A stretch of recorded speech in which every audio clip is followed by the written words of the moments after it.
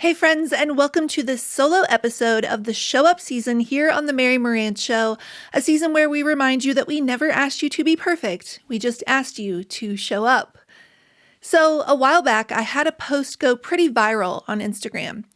It just really took off in some pretty wild ways. It was a short one-image post, not even a carousel, and it was just one of those sort of tweet-looking graphics that simply said the following in plain sans serif open sans text.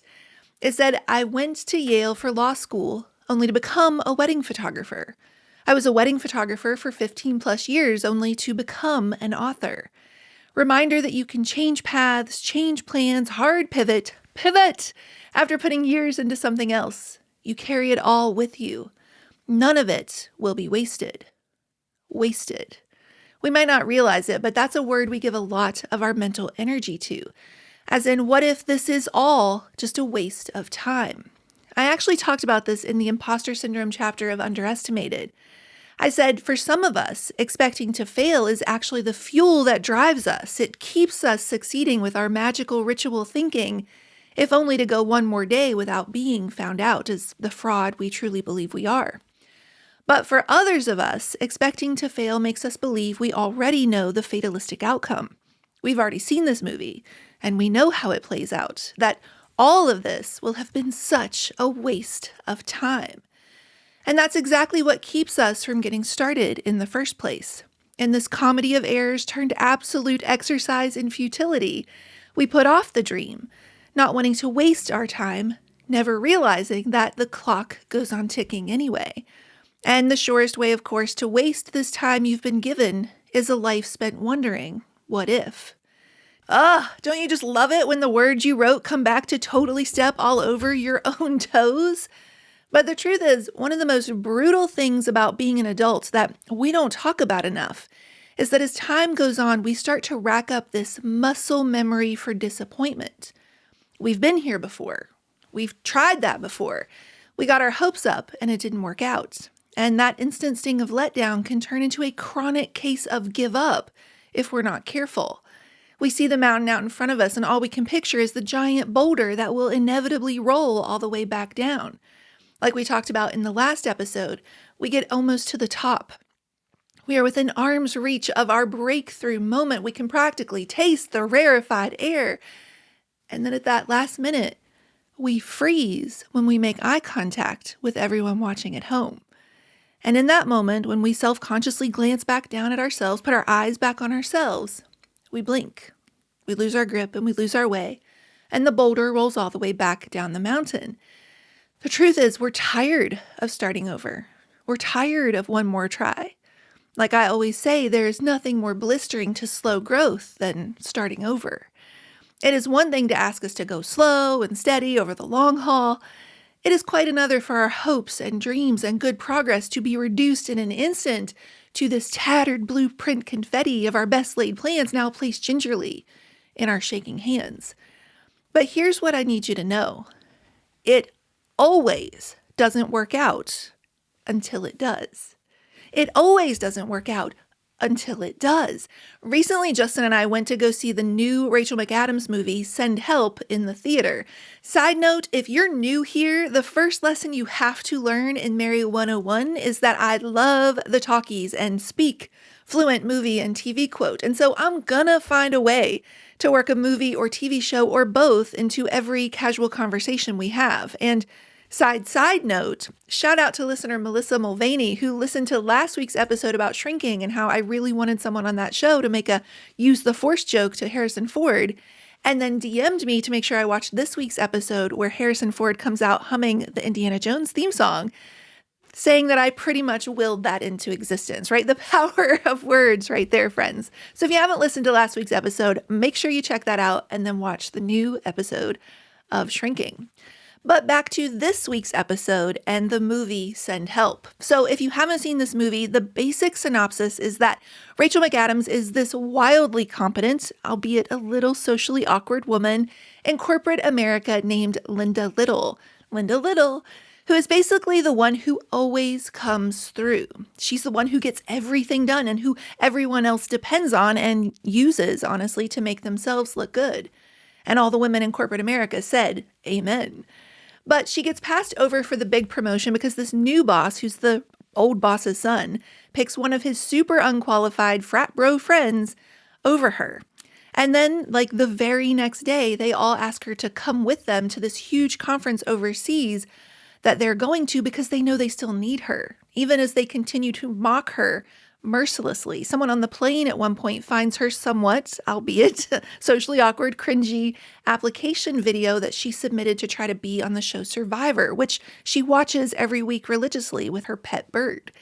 And they are just having a grand old time laughing at this poor woman's expense. Who was she to think she could go and be a survivor when the bottom falls out, quite literally, and the plane goes down? This is not really a hashtag spoiler alert here, friends, because you can see all of this in the trailer. We know basically how the movie's going to start. Rachel McAdams and the new boss, who has just passed her over for the promotion, are the only survivors, and they are now stuck together, just the two of them, on a deserted island. And man, does this movie just get wilder from there. Let's just say that I watched kind of one of those behind the scenes teasers of the movie, and the director went out and hired the world's most renowned, quote, blood guy. Who knew that was even a thing? Listen, I'm telling you right now, if that guy can make his dream come true, then what are you and I waiting on, right? The world's most renowned blood guy. But the director hired this guy to literally come in and throw entire cups of blood in Rachel McAdams' face during some pretty brutal scenes. They'll say there's one with a wild boar you just have to see to believe.